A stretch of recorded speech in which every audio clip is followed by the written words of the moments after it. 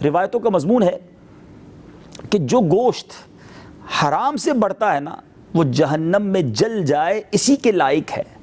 یعنی growth of body اگر حرام سے ہو رہی ہے. اب وہ لوگ سوچیں جو کہتے ہیں ہم تو بچوں کے لیے ایسا کرتے ہیں, بچوں کی خوشیوں کے لیے ایسا کرتے ہیں. نہیں جناب, یہ بہت بڑی بے وقوفی ہے کہ بچوں کو راضی کرنے کے لیے, فیملی کی ڈیزائرز پوری کرنے کے لیے ہم اللہ کو ناراض کر دیں گے. یعنی مخلوق کو راضی کرنے کے لیے رب کو ناراض کرنا, یہ کہاں کی عقل مندی ہے.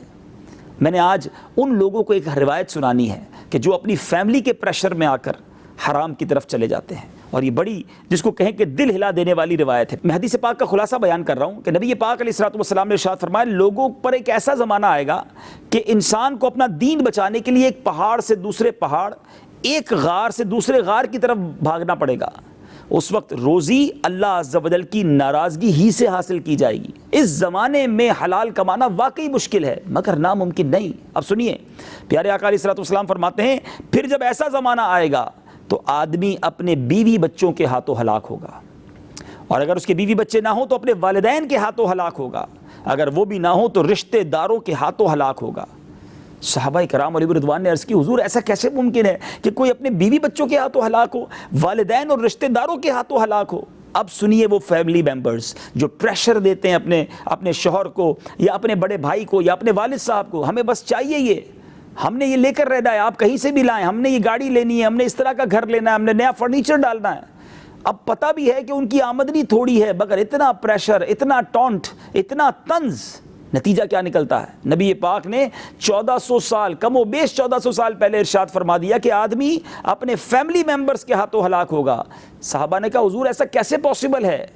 پیارے آقا علیہ الصلوۃ والسلام فرماتے ہیں کہ وہ اس کو اس کی تنگ دستی پر عار دلائیں گے, شرم دلائیں گے. کہتے ہیں نا تم نے کیا ہی کیا ہے, دیکھو پڑوسی نے گھر کتنا بڑا بنا لیا, تم ہمیشہ اسکوٹر پر ہی رہے, فلاں رشتہ دار نے گاڑی خرید لی ہے, دیکھا نہیں اس کے بچے کی شادی میں کیسا فرنیچر تھا, کیسا زبردست انہوں نے کھانا کیا تھا, ہم نے بھی ویسا ہی کرنا ہے. اب شوہر بیچارہ کہے یا والد کہے کہ بیٹا میری اتنی آمدنی نہیں ہے, تو جواب کیا ملتا ہے؟ نہیں نہیں, ہمیں کچھ نہیں پتا, ہمیں یہ چاہیے. اب جب اتنا پریشر آپ فیملی کا دیں گے اور وہ شوہر جو ہے یا والد یا بھائی پھر حرام کی طرف جاتا ہے, اور اللہ کی ناراضگی, حدیث پاک کا مضمون ہے کہ پھر گھر والوں کی طرف سے جب عار دلایا جائے گا, شرم دلائی جائے گی, تو یہ بندہ اللہ کی ناراضی والے کاموں میں, حرام کاموں میں جا کر اپنے آپ کو ہلاک و برباد کر لے گا.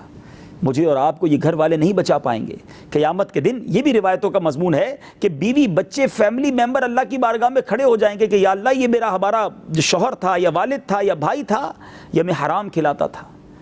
اب شوہر کے سامنے گھر والے کھڑے ہو جائیں گے, مرد کے سامنے فیملی ممبر کھڑے ہوں گے جو حرام کما کے کھلاتا ہوگا, اور وہاں جا کر بھی انہیں نیکیاں دینی پڑ جائیں گی, وہاں جا کر بھی انہیں جناب ان کے گناہ سر لینے پڑ جائیں گے, اور بندہ فیملی کی وجہ سے تہی دامن جہنم میں جائے گا. اس کی وجہ کیا ہے کہ بندہ کہتا ہے نا بچوں کے لیے میں کر رہا ہوں, بچوں کے لیے ضرور کرنا ہے مگر حرام نہیں کرنا, اور اگر حلال تھوڑا ہے نا تو تھوڑے میں بھی اللہ برکت دے دے گا.